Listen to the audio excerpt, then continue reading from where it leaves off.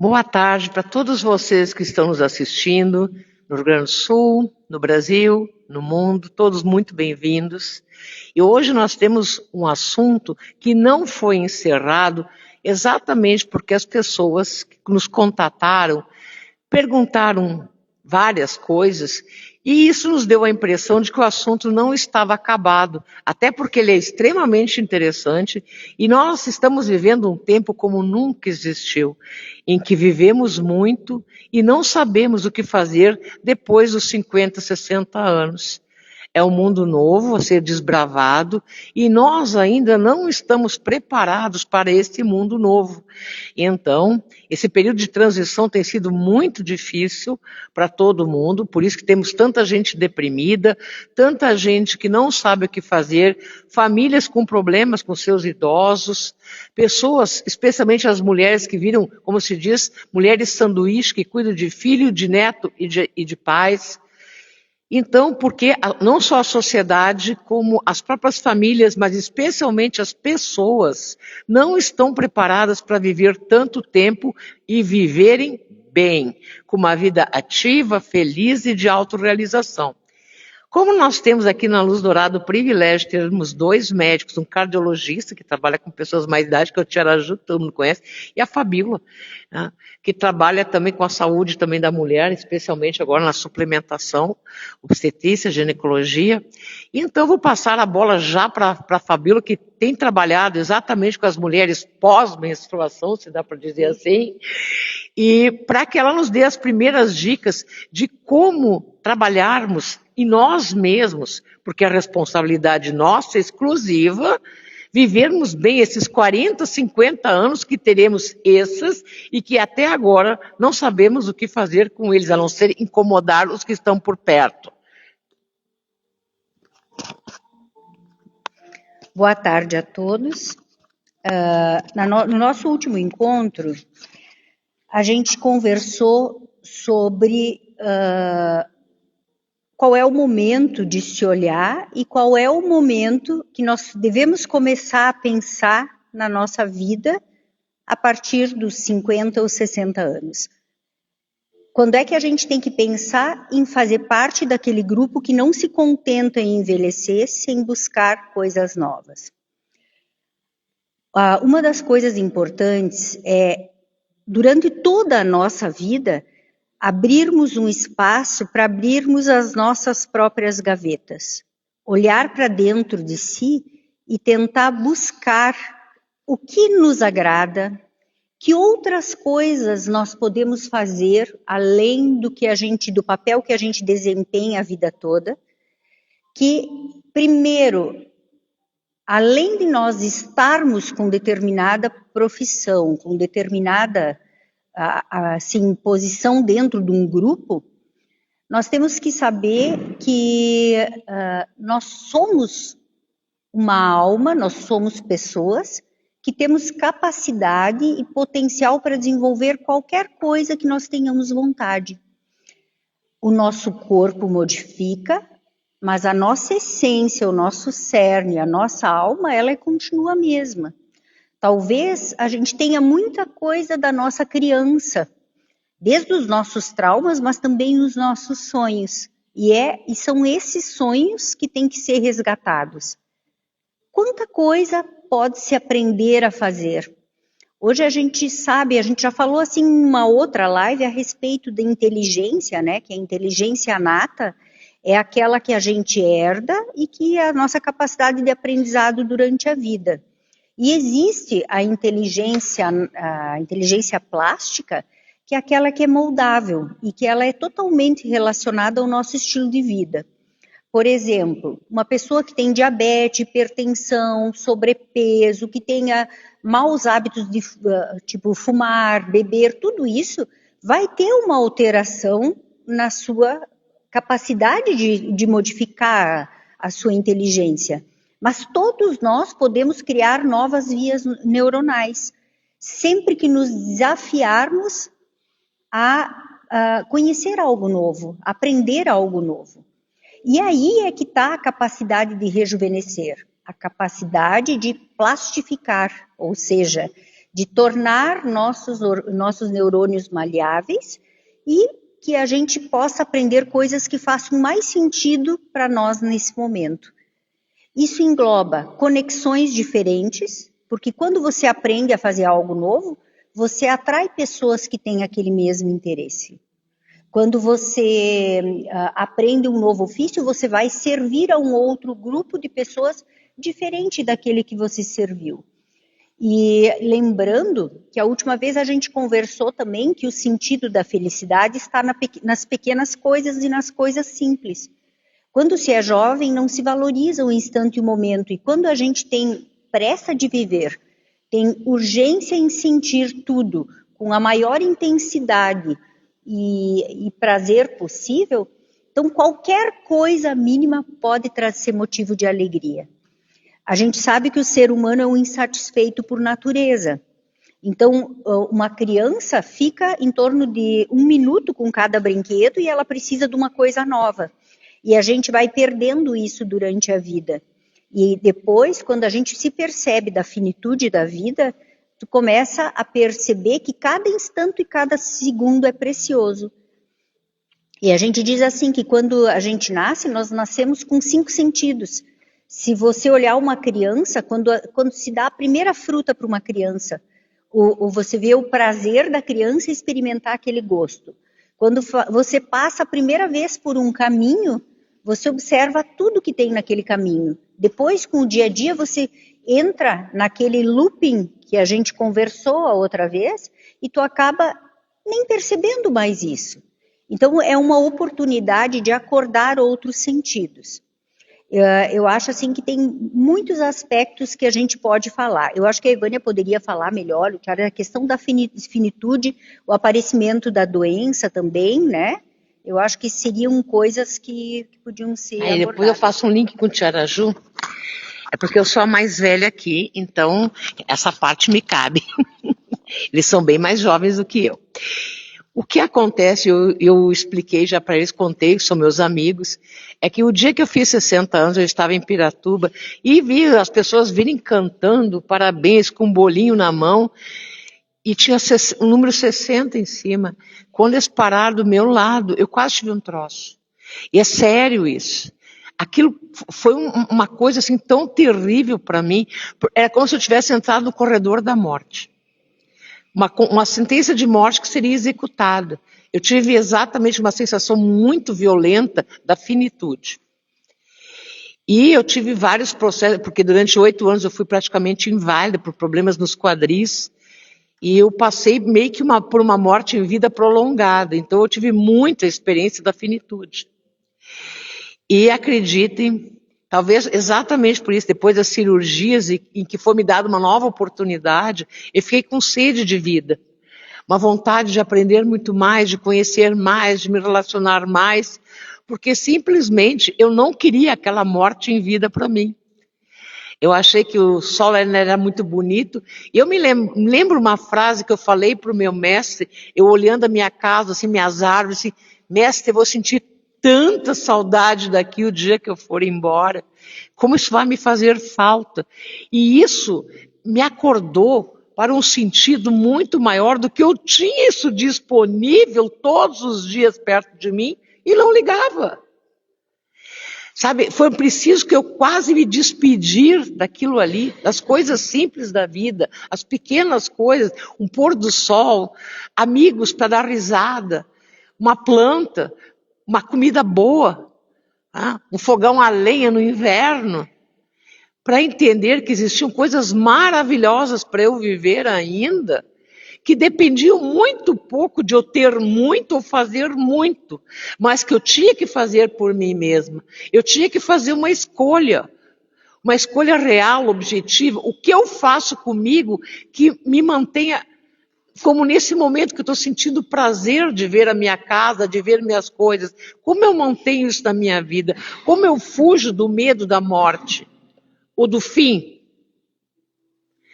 Levei alguns anos para entender que eu sou eterna, até o momento de ir embora. Viver plenamente, aproveitar todo o tempo, conhecer pessoas novas, estudar de novo, trabalhar de novo, ou seja, ser jovem outra vez. E como um jovem é jovem outra vez?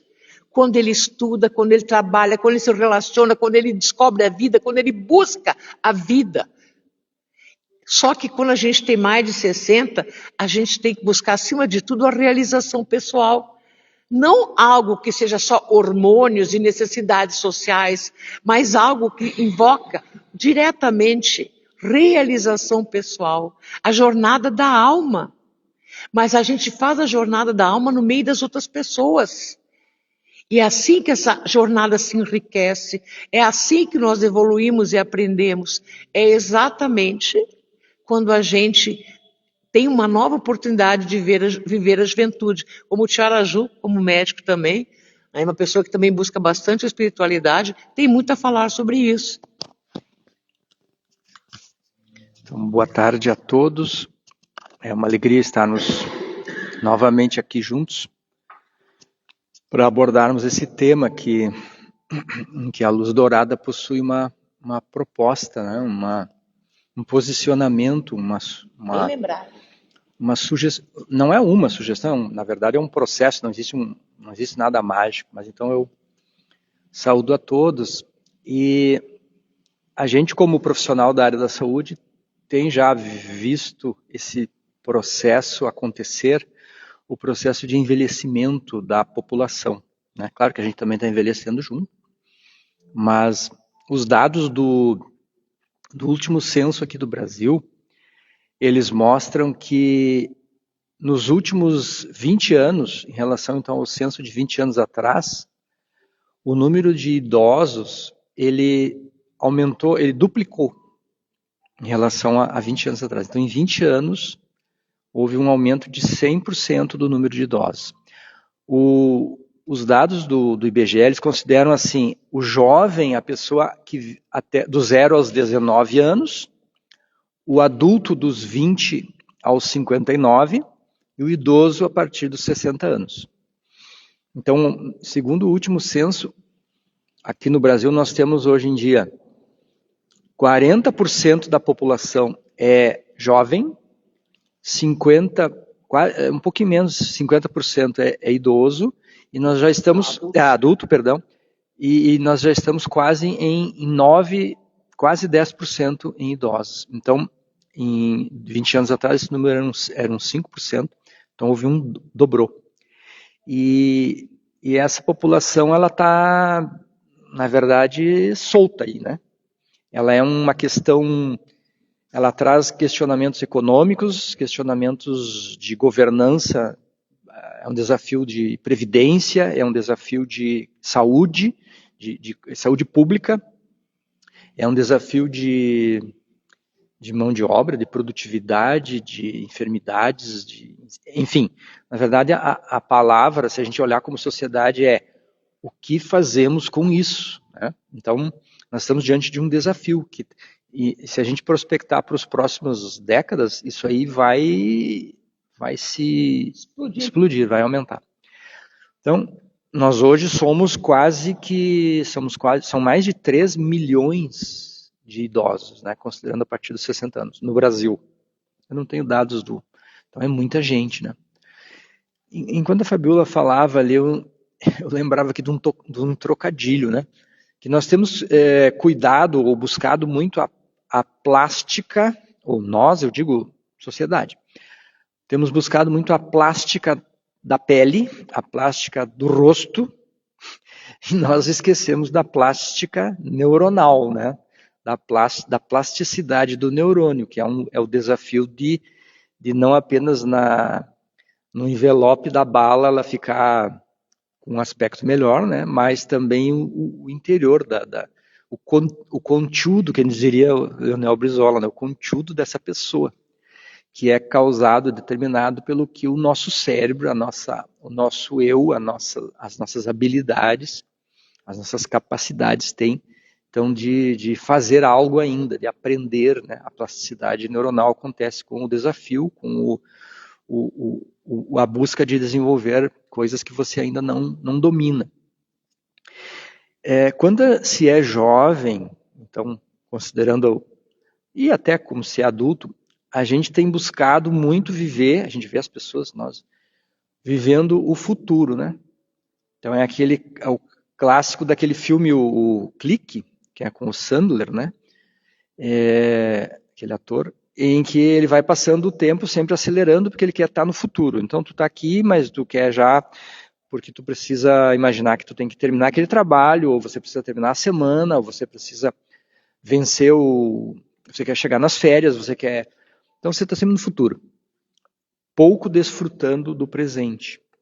E quando se é idoso, o que nós vemos na grande média massa das pessoas, elas ficam no passado. E ficamos retidos assim a dizer, porque no meu tempo é que era bom. E com a questão assim de recordações e de vivência de algo que não volta mais, e você está agora num tempo que não presta. Não, só um paradoxo, né? Lembrar de que se só estava pensando no futuro. Era só isso, né? É um paradoxo, porque a pessoa estava, quando estava vivendo a sua juventude, estava pensando no futuro. Quando chega no futuro, pensa na juventude. Ou seja, não viveu nenhuma delas, né? Então, na verdade, a mesma armadilha do hamster na roda, né? De perder sempre o presente, que é onde a vida acontece. Então, a gente vê a questão de dizer que no meu tempo é que era bom, ou até a questão de ficar bloqueado ou paralisado em mágoas ou em traumas que passaram, e a pessoa entra em depressão de que aquilo aconteceu, então não tem...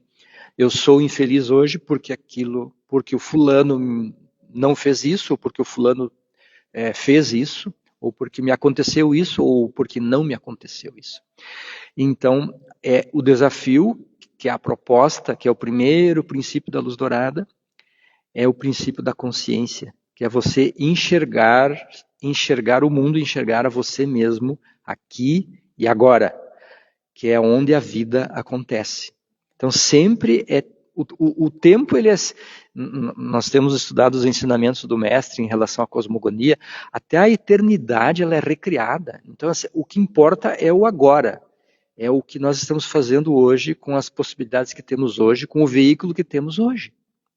Porque não vai, é irreal isso, é ilusório isso, nós acharmos que ficar lamentando algo que você não tem mais, que é a tua beleza física, ou tuas funções de quando tu tinha 20 ou 30 ou 40 anos, tu não desempenha mais aquelas funções, mas tu poderá encontrar novos papéis, novos desafios, e se adaptar a isso e descobrir o bom, o belo disso, porque a vida está sempre mudando, né? A certeza que a gente tem é a certeza da mudança.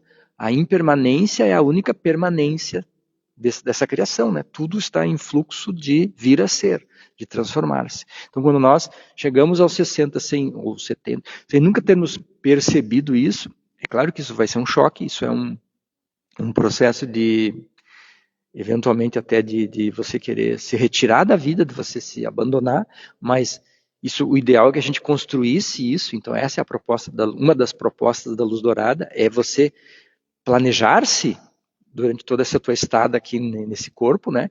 Perceber que você vai ter um futuro, e que nesse futuro você vai ter uma outra idade, que você vai desempenhar outras funções, e especialmente buscar aquilo, ou conhecer-se, quem você é, além das funções, além dos papéis, além da profissão, além dos nomes. Posso acrescentar uma coisa, Tia Ju, só rapidinho? As pessoas precisam descobrir os potenciais que não realizou. Essa é uma questão muito séria. Né? Inclusive, deixa eu só falar isso rapidamente. Há muitos anos atrás, tinha uma revista que ela publicou que um jornalista escreveu e colocou num quadro as 50 coisas que precisa fazer antes de morrer. E eu achei muito interessante e eu copiei. E só que eu descobri 108. Não eram 50, eram 108. Eu já realizei 92. Eu só queria dizer isso, ou seja, existem muitas coisas a serem feitas, exatamente com a idade que a gente está, com o corpo que a gente está, com a pele que a gente está, com a vivência que a gente tem. Tem muitas coisas, e isso que a Luz Dourada traz, quando ela fala da rede, né, Tia Araju, que a gente está interligado, conectado, a gente tem muito a dar, muito a fazer, muito a resolver para nós e para os outros em qualquer idade, desde que nos tornamos, mas acima de tudo, que nos coloquemos como úteis, como pessoas que podem realizar coisas de valor. Deixa eu te interromper um pouco, porque me veio uma coisa na minha cabeça que eu fiquei pensando assim. Escutem isso, ó. Eu tenho caminhado há tanto tempo pela noite escura e as dores da vida acabaram por vencer-me. Né? Então, Jofiel faz nós olharmos para as dores que nós carregamos a vida inteira e que a gente aprenda a fazer do limão a limonada. Porque se tu viver as dores da vida a vida inteira, tu nunca vai achar uma saída. Tu nunca vai achar uma luz, um farol que te conduza para que tu possa amanhecer. O farol para que nos conduza tem que ser buscado lá dentro do nosso coração. E a gente saber que a jornada da alma realmente é solitária e individual. Aquilo que a gente fala que nós viemos através do ventre da nossa mãe. Caminhamos ao lado de pessoas, mas o processo do crescimento, o processo do aprendizado é todo individual. E nós vamos ter as lições, atrairmos as lições que nós precisamos para evoluirmos nos quesitos que a gente precisa. Complementa ao falar, foi uma sacada incrível essa tua, qual a conduta que a própria invocação fala, conduza-me para as fontes da inocência. Isso aí. Ou seja... E ensina-me a ser consciente, puro e bom verdadeiramente. Então a gente sabe assim, ó, aquilo que a gente falou, fazer o bem, olhar para fora e não pensar só no eu, pensar mais no nós, tentar olhar para a coletividade, abrir os nossos horizontes para tentar ver olhar para trás e dizer o que eu deixei, o que eu fiz da minha vida, que sentido a minha vida teve, no que eu aprendi como ser individual e como coletividade, no sentido de rede. Eu acho que isso aí, desculpa até eu ter interrompido, mas é que vem as coisas e a gente complementa em relação a isso, né? E outra coisa em relação ao que ele estava falando, é essa questão assim, ó, que a gente tem que cuidar da saúde mental, mas como se cuida da saúde mental de uma pessoa que não foi capaz de cuidar do seu físico a vida inteira? Depois, às vezes, me chega no consultório algumas senhoras bem de idade, trazidas pelos seus filhos, perdendo urina com 90 anos numa situação que não podem mais tratar. Então, a gente diz assim, ó, existem coisas que perdem o seu tempo. Então, assim, você sempre tentar achar e buscar um objetivo, buscar alguma coisa, tentar ver algo que te dê um sentido de vida. Se não for para ti, é agregando algo para o meio que tu vive. Então, isso também, eu acho que assim, o cuidado com o corpo, ele tem que vir junto com o cuidado da alma. Não adianta buscar só a estética, mas não adianta ter só a espiritualidade. Ter só a espiritualidade e não cuidar do resto todo. Né? Até parece uma blasfêmia pensar apenas no espírito, não pensar no corpo e transformar o corpo da gente num peso e num fardo para outras pessoas. Que espiritualidade é essa que causa dano aos outros? E a gente vai ter uma mudança, essa mudança econômica que ele fala, de posicionamento, também tem a ver porque assim, nós viemos de uma geração que os filhos cuidavam dos pais, e a nossa geração não vai ter isso. Porque nós temos uma mudança toda do padrão familiar. Nós vamos ser pessoas que vão ter que se ajustar ou provavelmente nós vamos viver em lugares adequados para idosos. Né? É uma coisa que não vai ter mais isso. Existe toda uma questão essa do fardo, eu mereço ou não mereço, eu preciso ou não preciso, é um assunto bem complexo esse. Então, nada como a gente tentar chegar numa velhice se bastando, tendo uma saúde física o suficiente para ter a autossuficiência, mas que tenha uma suficiência emocional, um equilíbrio emocional suficiente para a gente também ter autonomia emocional também, não só autonomia física. Tia Ju, diga algumas coisas para nós. Eu acho que, como tudo na vida, saúde não se improvisa, espiritualidade não se improvisa, autoconhecimento não se improvisa, nada se improvisa. Tudo é o processo tudo é o resultado de um processo. Uma das grandes virtudes que nós sabemos que é da luz dourada é a constância. Porque nós vivemos num mundo de limitações, num mundo de necessidades, mas se nós soubermos o lado para onde vamos caminhar, em que sentido nos conduzimos, esforços pequeninos e eficazes, mas pequeno passo que é dado dia após dia, em decidir, por exemplo, implementar um novo hábito saudável na tua vida.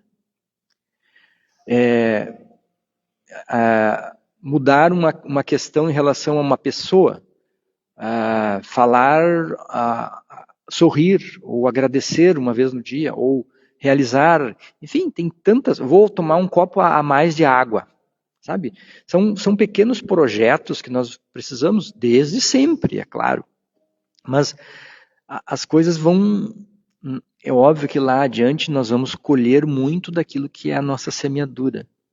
Mas muitos de nós, claro, já estamos, quando estamos informados sobre isso, já temos 60, já temos 70. É óbvio que tem coisas que nós não vamos resgatar. Mas poderemos fazer diferente. Sempre poderemos fazer diferente e melhor o dia de hoje. Aproveitando os recursos, inclusive da tecnologia e das possibilidades da medicina, da ciência que temos para o dia de hoje. Então não adianta nós nos lamentarmos ou nos entrarmos num processo de depressão ou de culpa. O que a gente vê na prática é as pessoas se aposentarem e desenvolver a chamada síndrome do pijama, né? Porque as pessoas se programam as suas vidas até a aposentadoria e sempre pensam assim, aí quando eu me aposentar, aí eu serei feliz. Porque eu não precisarei levantar cedo, eu vou ter meu salário garantido, eu vou poder dormir, vou poder fazer tudo que eu quero. As pessoas pensam assim, muitos, né? Só que quando a gente se aposenta e você não se preparou internamente... Até os colegas do trabalho, né? O contato, os vínculos, né? Você vai ter que reconstruir. Então você entrar ali e achar que você ficar no pijama, poder dormir até as 10 da noite, ficar vendo série ou ver a novela, ou ver filme, vai funcionar por 6 meses, depois você vai encher o saco, você vai ficar completamente se sentindo... Então, é necessário uma nova reedição de si mesmo, né? Uma repaginação, que a gente fala na Luz Dourada, a gente deve buscar todos os dias, ou sempre uma nova versão de nós mesmos. E o envelhecer, eu acho que é o grande desafio dessa nova versão. Porque a nova versão, ela implica em a gente abrir mão, deixar para trás coisas. Porque um copo que já está cheio, você não pode botar mais nada. Se essa xícara estiver toda cheia, eu já sei tudo, eu já aprendi tudo que tinha que aprender, o que eu sei, eu sou assim. Nada, uma gota que caia nova da chuva vai transbordar, não vai absorver. Então é necessário abrir mão. Isso é tão difícil para nós idosos. É muito mais difícil porque a gente tem assim, a gente cria aquelas rotinas, as maneiras cristalizadas, mantra, né? As manias, claro. A maneira sutil de não falar mania, né? Então, e aí não aceita, não permite, não quer. Então, uma rigidez, essa característica do envelhecimento. Eu quero fazer uma coisa aqui, ó. Por exemplo, de verdade, eu quero fazer esse xiste, é que todo mundo diz que velho vira criança. Só que criança não pesa 80 quilos, não tem 1,70 m, 1,80 m, e não é cabeçudo e se achando cheio de razão. Então, não é a mesma coisa cuidar de um velho e cuidar de uma criança. É um mundo de diferença, né? E ninguém está realmente preparado para isso, porque eles ainda são cheios de razão. Tanto é verdade que eu tenho pessoas, inclusive ontem de noite eu falei longamente com uma pessoa que tem uma mãe com 78 anos e uma mãe totalmente neurótica, enlouquecida, destrambelhada, que liga 30, 40 vezes por dia para esse filho que está trabalhando, enlouquecida. E ele disse assim, ó, o que eu faço com essa morta-viva que destrói a minha vida? Vocês já pensaram uma coisa dessa? Vânia, deixa eu aproveitar esse gancho e falar uma coisa interessante, né? Que isso que a gente está falando é mais ou menos assim, à medida que nós envelhecemos, os nossos defeitos ficam mais evidentes, né? Então, aquela história de ser crítico, porque a gente tem soluções para a vida de todo mundo, analisa, porque o fulano não deveria ter feito aquilo, ou é assim, ou assim, julgar. Então, isso é uma coisa de exercício e de sabedoria, é a gente aprender a aceitar as pessoas como elas são, porque ninguém muda ninguém, né? Isso não existe. Só vai mudar a pessoa que, a partir dela, tu não vai conseguir modificar a pessoa. Ou você aceita e compreende, ou você se afasta, porque essa pessoa não serve para você. Quando se torna familiar, é um pouco mais difícil isso, né? E à medida que a gente vai envelhecendo, a gente pode começar a pensar. Se nós tentarmos não sermos tão intransigentes e não ser velho rabugento, sabe? Tipo de pessoa mal-humorada, crítica, chata de se conviver, venenosa, já é um grande caminho. E se você conseguir ter a sabedoria de começar a perceber e enaltecer as tuas virtudes, talvez seja um ganho bem mais simpático e bem mais agradável para as pessoas que convivam ao teu redor.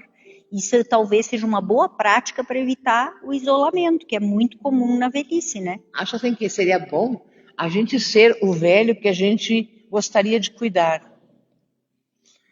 Sabe? Eu achava muito interessante, porque assim, nós cuidamos de uma madrinha nossa lá na nossa casa, e meu pai, quando ficou acamado muitos anos, ele tinha o hábito rígido, assim, que ele tinha que comer cronometradamente. Era 7h30, às 9h30, meio-dia, 3h, 7h, e às 9h, mais um lanchinho de rebarba. E foi uma coisa tão interessante que com o tempo, e ela ajudava, assim, no cuidado dele também, né? E quando a gente passou a cuidar dela, ela passou a repetir aquilo mesmo. Ela queria exatamente as mesmas coisas que a gente fazia para ele, ela quis para ela também, né? Então, a gente vê que todos nós, a criança que a Ivânia fala, talvez seja por esses comportamentos que a gente adquira com o passar dos anos, né? Tu acaba adquirindo alguns comportamentos infantis, né? Mas o objetivo daqui não é apenas lamuriar. O objetivo da Luz Dourada nunca é só levantar o problema. É trazer soluções para este mundo de hoje, até porque a Luz Dourada, sendo uma luz mercurial e aquariana, ela é uma luz que fala de inteligência, de capacidade, né, e de soluções inteligentes, claro. Então, a gente estava conversando ontem, é por isso que ficou incompleto, que a gente sentiu que faltou alguma coisa, o que fazer de verdade que não seja o que todo mundo fala. Né? Porque conversa é fácil de fazer. Como a gente torna prático realmente o envelhecimento? Porque para mim, eu vou ser sincera para vocês, eu vou repetir o que minha mãe dizia, eu só me lembro que não tenho mais 18 anos quando eu passo na frente do espelho. E quase todo mundo é assim, porque a gente acha que pode fazer muitas coisas em qualquer idade. Mas o corpo da gente não é mais jovem e ele vai ter alguns limites, isso todo mundo sabe também. Mas o que eu posso fazer depois dos 60 que façam com que eu me sinta bem e jovem outra vez? mas dentro de um corpício de 60, 70, 80. O que é possível fazer? Agora tem 2 médicos aí para falar sobre isso. Vou começar com o Tia Araju. Então, aqui eu lembrei aqui daqueles vídeos que tem na internet, né? O idoso aranha. E isso não, né? Eu acho que o cuidado para não lembrar que o teu equilíbrio não é o mesmo, a força das pernas não é o mesmo, e aí tu querer subir 5 metros de altura para podar a árvore. E aí as quedas os ossos vão ter não vão ter a mesma força, né? Vai dar fratura. Aí a gente vê aquelas fraturas de... Mas o que devemos fazer, né? Do ponto de vista físico, é claro, né? Visite o seu médico, fale com o seu geriatra, faça exercícios físicos, né? Tenha uma rotina de academia, se possível, alimente-se bem, durma bem, tenha amigos, a lista é grande, né? Mas a Luz Dourada tem toda a proposta que aí precisa ser, eu acho que se você quer, não, como eu falei, não existe uma mágica, algo assim, é um processo, né? Então, por exemplo, venha estudar a Luz Dourada. É uma das coisas mais difíceis que tem uma pessoa já depois dos 60 trocar de caminho espiritual, né? Isso é bem improvável, né? Mas é um desafio. Não precisa trocar, só expandir. Ou não precisa abandonar a sua religião, simplesmente conheça uma nova proposta. Porque, que nem nós temos falado nas nossas conversas, né? Meu Deus, libertar-se somente da culpa de que você não é um pária da criação, você não é um miserável pecador.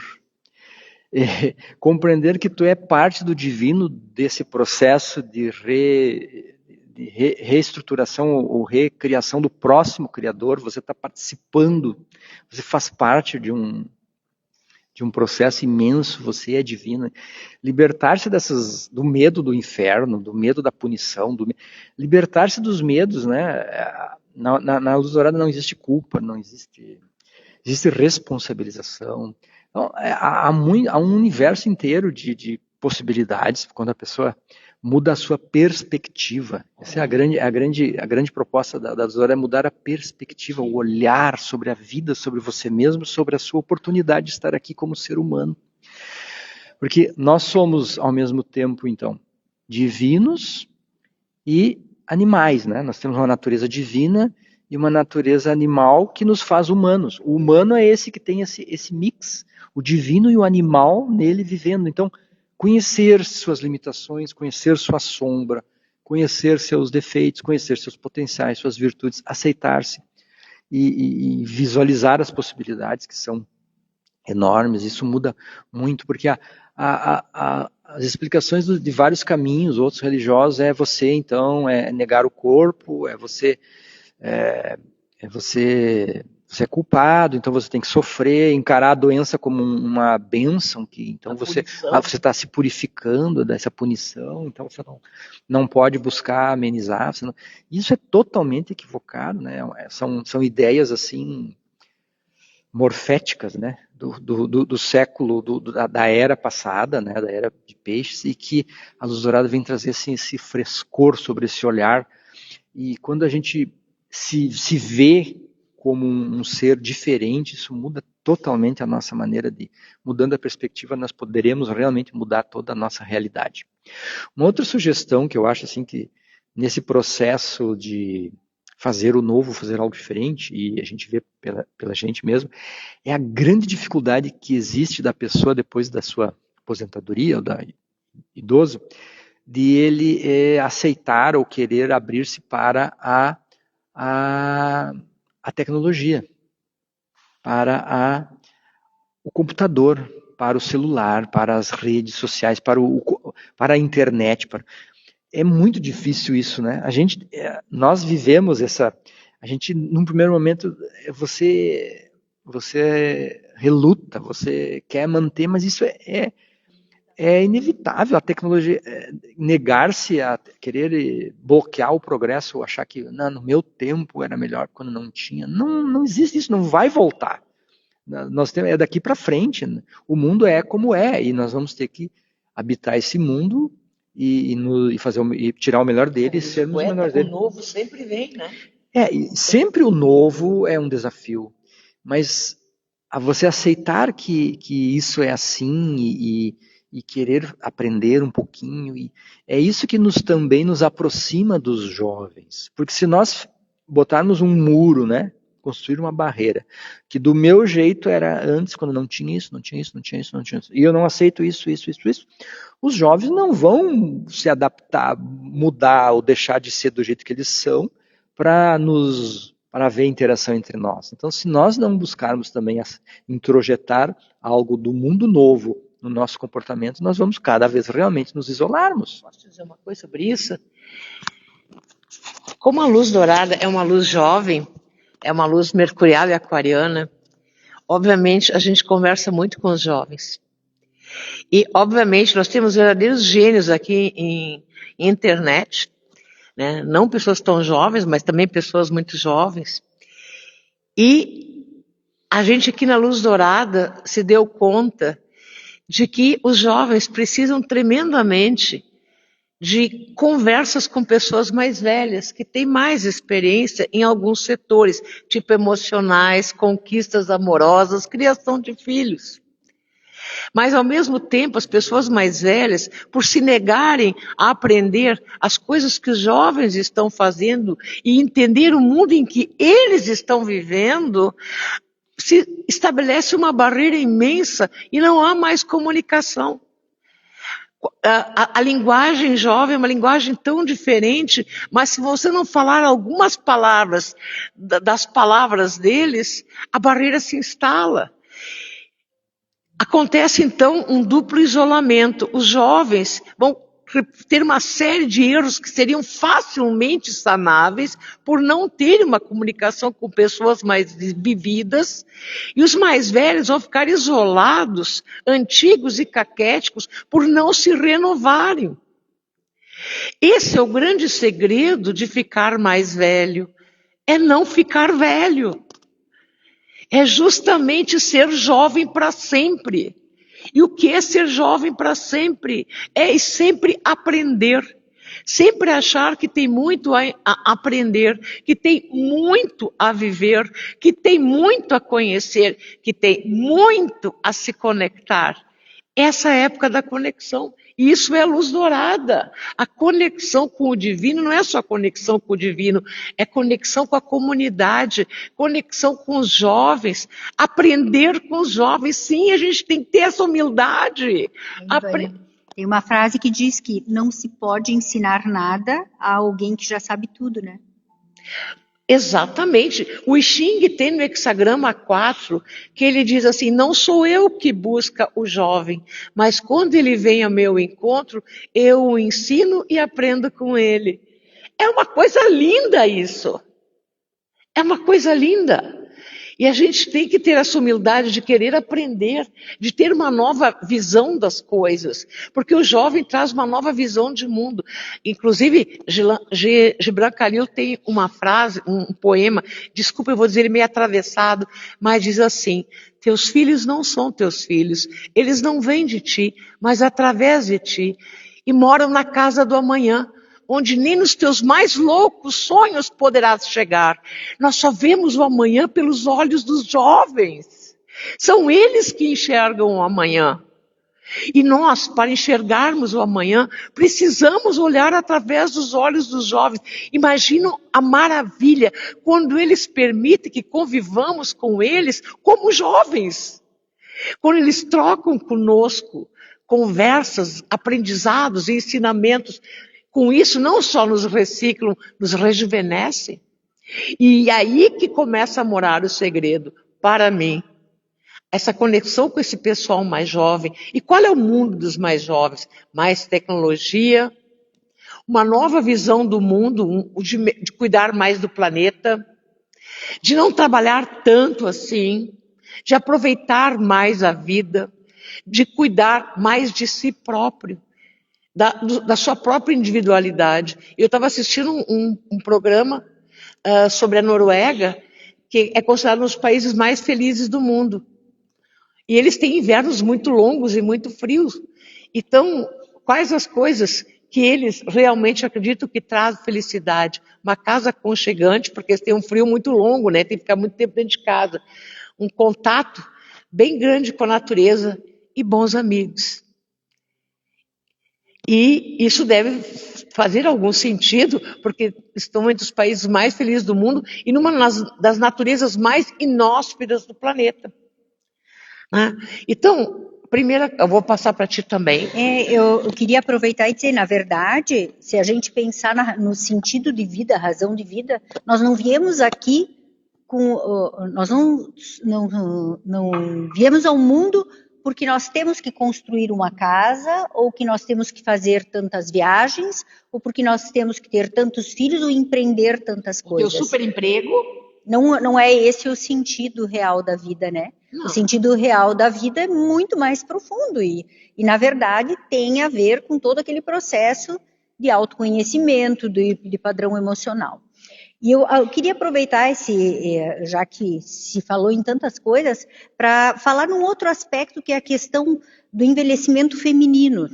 O envelhecimento feminino, ele vem, assim, principalmente a partir da menopausa. Na transição menopausal, assim, existe um desequilíbrio hormonal que ele vai impactar nas emoções, nos relacionamentos da mulher. É uma fase que os filhos já estão crescidos e é um período que vai ter a questão do ninho vazio, às vezes coincide com a própria aposentadoria, né? A gente já colocou algumas coisas sobre isso, mas eu acho que ali é importante a gente saber que isso é uma mudança muito grande. E agora o papel da mulher na sociedade mudou também. Tem muitas mulheres que estão mais masculinizadas no seu papel, no seu dia a dia, e outras ainda vestindo o papel feminino. Quando entra nesse período da menopausa, a mulher, com a saída dos filhos, com a perda da menstruação, com a mudança hormonal toda, existe uma quebra disso tudo. Porque é um período que tu despe-se de todos esses papéis e vai sobrar só você, né? Então, é o período de se resgatar. E eu acho que o permanecer jovem, acima de tudo, é uma decisão pessoal. Exatamente. Nós temos que fazer a decisão da maneira com que a gente vai querer levar a vida dali para frente. Ou como a mãe que vai ficar lamentando que os filhos não vêm visitar, com a pessoa que lamenta que não tem mais saúde para praticar os exercícios ou as coisas que fez, ou aqui, seja lá, em qualquer aspecto que a gente está falando. Então, assim, a decisão de querer viver bem, a decisão de encontrar algo que te faça feliz, valorizar as pequenas coisas, tomar uma atitude diária. Hoje eu vou dar um sentido diferente para a minha vida. Hoje eu vou buscar algo novo que me agregue. Eu acho que esse é o verdadeiro sentido da felicidade, se reinventar todo dia. Tia Ju? Todos os dias nós temos a oportunidade de fazer algo por nós e pelo mundo, né? Então, quando você tem já uma idade mais avançada e nós todos fisicamente vamos inexoravelmente nos tornando deficientes, né? Existem deficiências físicas e mentais que vão acontecendo. A nossa visão, a nossa audição, o nosso equilíbrio, a nossa memória. Mas todas essas habilidades nossas, elas podem ser melhoradas, né? Elas podem ser minimizadas, essas deficiências, e empregados em outras atividades, em outros aspectos. Por exemplo, hoje com a internet, a gente vê toda hora, né, gente, que eles chamam de a academia de cadeira. Então a internet disponibiliza uma série de exercícios que você pode fazer numa cadeira para reforçar a musculatura das suas pernas, das suas costas, do seu abdômen. Eu recebi hoje entrou uma que vai começar um Qigong de cadeira, ou seja, é um treino possibilitado na internet. Ou seja, a tecnologia propicia que a pessoa ela pode estar lá no interior de ela tem o mundo nas suas mãos, né? Possibilidade hoje em dia de um curso online, de uma faculdade, de um curso superior, de um curso de línguas, de um curso até de um instrumento, se você tiver um instrumento, existe a possibilidade de você estabelecer, não é mais nem necessário você sair da sua casa para... tá tudo tão mais fácil em tantos aspectos, né? Mas a visão ainda é antiga. Se você só ficar... ver a televisão, ou ver a fofoquinha na rede social, não é um aproveitamento mesmo, né? Eu gostaria de contar uma coisa que aconteceu numa consulta com uma adolescente essa semana no consultório, que foi muito legal. Eu me surpreendi com ela, né? Porque ela não faz exercício físico. Eu olhei assim os exames dela, tinha várias coisas, anemia, várias coisas assim para corrigir. Eu tentei orientar ela a alimentação, várias coisas. A gente conversou muito. E ela me contou que fazia uma coisa tão legal. Ela disse assim, eu não consigo de noite, porque eu chego e eu monto quebra-cabeça todas as noites com a minha avó. E eu disse assim, você faz isso toda noite? Sim, eu faço isso todas as noites. E eu achei tão legal, ela disse assim, eu amo tanto a minha avó, e ela já está começando a apresentar alguns traços de demência. E na família dela, a mãe dela, os avós, os irmãos, muitos têm demência, e eu não quero que ela fique com demência. Então ela estimula a avó todas as noites a montar quebra-cabeça, ela fica lá um tempo. Eu achei aquilo tão legal, porque é bem sobre essa questão de você ser agradável, você dá tanto amor, tanto carinho pro teu neto que ele queira ficar perto de ti, né? Que ele queira a tua companhia. Eu fiquei assim, quando ela contou aquilo, eu achei assim, tão querido, uma menina de 18 anos. Eu achei assim, aquilo muito, muito, muito legal. E se a gente considerar que hoje 30% das mulheres acima de 80 anos têm Alzheimer e que essa previsão é que seja 50% até o ano de 2030.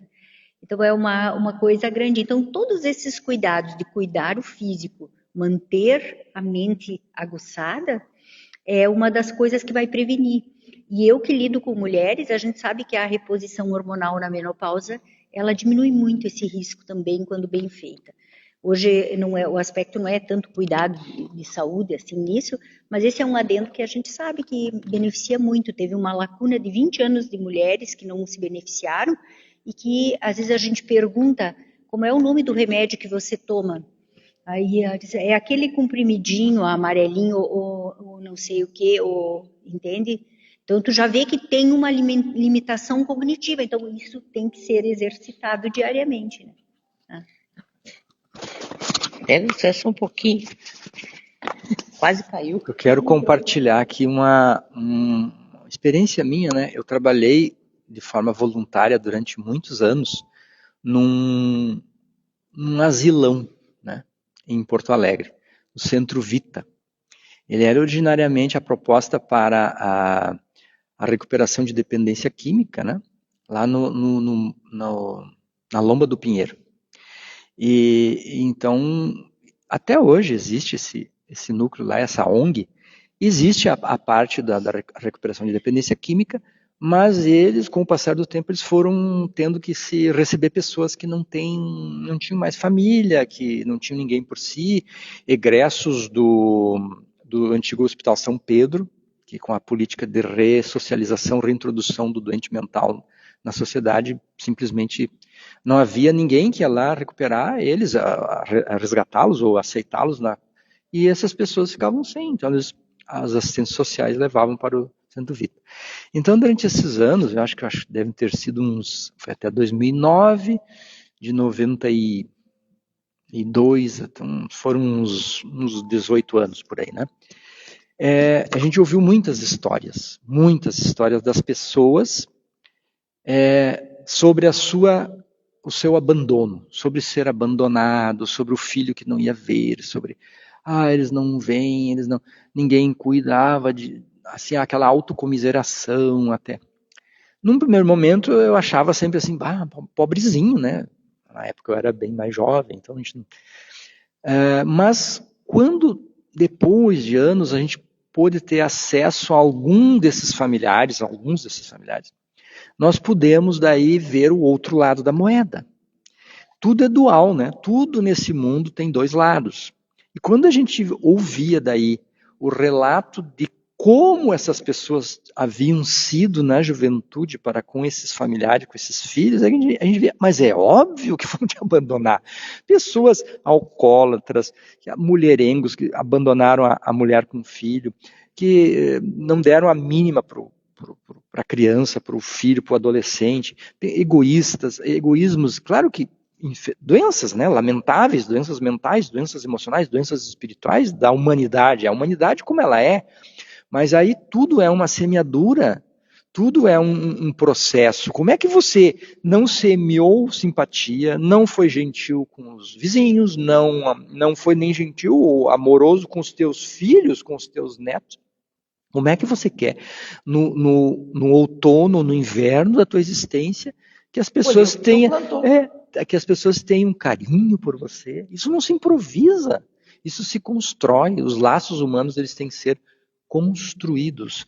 Então, dê o primeiro passo. Essa é a nossa sugestão, porque a gente vê o idoso sempre assim, ó, o homem idoso, por exemplo, mais ou menos como o chefe tribal, que daí ele já está idoso, daí ele, agora ninguém mais pede a minha opinião, eu não sirvo mais para nada, então ele fica sempre na dele esperando o orgulho, né, nosso orgulho, de que alguém venha e diga, você que é muito sábio, qual é a sua...